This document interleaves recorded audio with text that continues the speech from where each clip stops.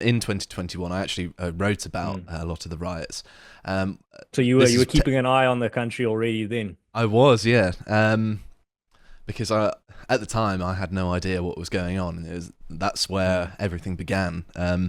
But one thing that I can remember, if my memory serves me correctly, is that Durban is, the major port in South Africa, is it not? Mm. Or at least one of One them. of the major ports are Durban and Cape Town are And the two major ports. many of the distribution centres there got burnt to the ground. And Mm. outside of South Africa, you might think, okay, well that's not too bad, but they were all centred in one place, and so for a very long time, it may have even been for a full year afterwards, if not more.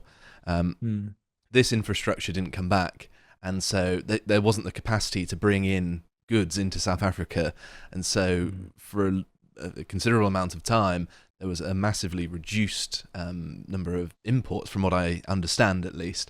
So Mm. that if Yeah, you're able and to weather that even storm. during that crisis in the Houthis attacking freight ships, I think it was it 2 years ago or was it last year? In the past 2 years, and a lot of the ships were diverted to go in to return to tradition and go past the Cape of Good Hope.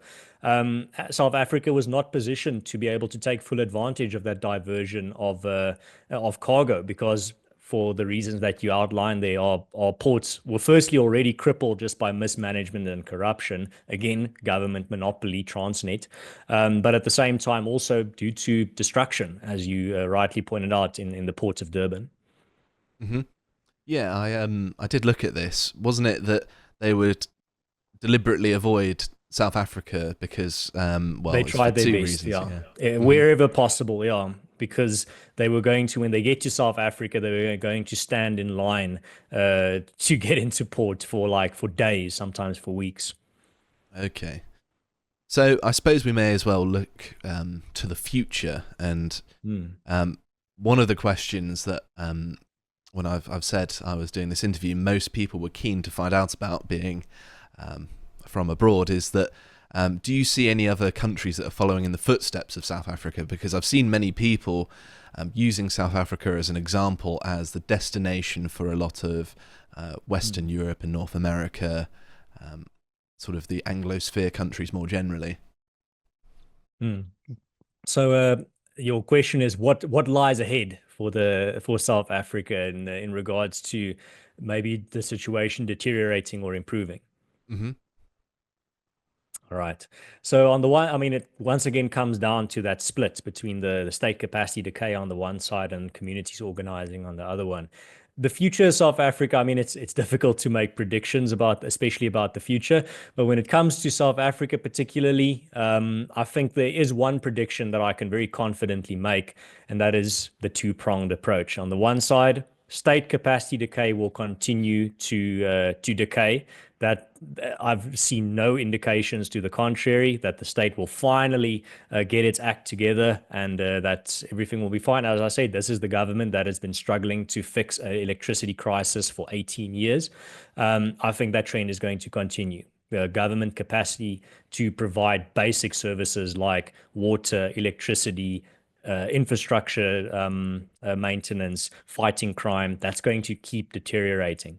But the counterweight is going to keep increasing, and that is the counterweight of communities continuing to organize and becoming increasingly state proof.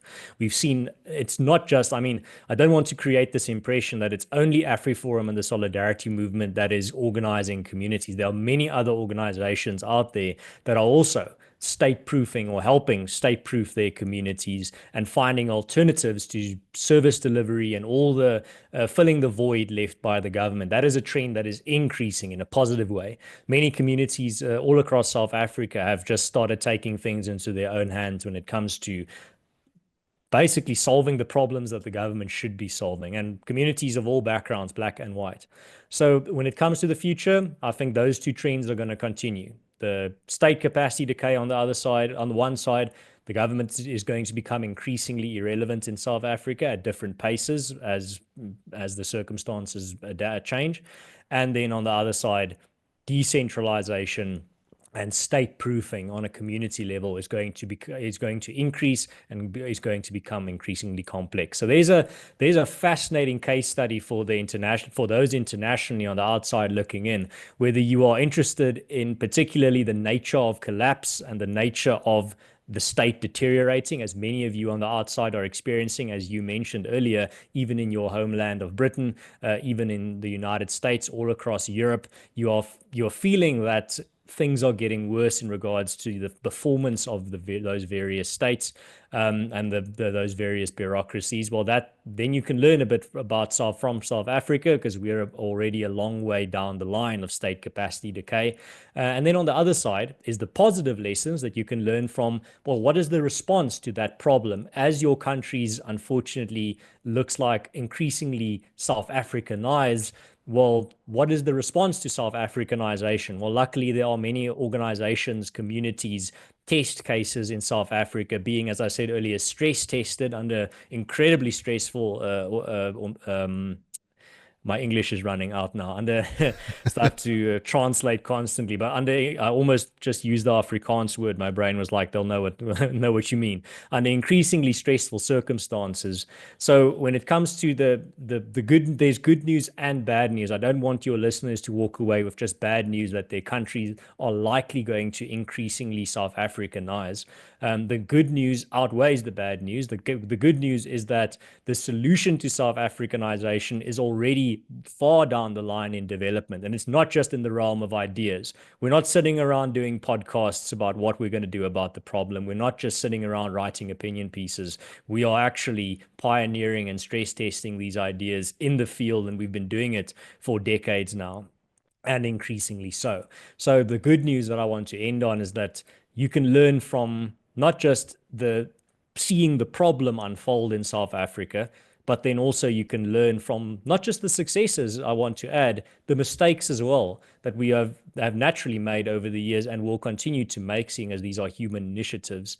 You can learn from those mistakes and from those successes, so that if your country finds itself in a more South Africanized state of being, you at least know how to react on a basic level. Doesn't mean that you can copy and paste what we do, but you can at least take what we do and adapt it for your own personal situation and context. If you would like to see the full version of this premium video, please head over to lotuseaters.com and subscribe to gain full access to all of our premium content.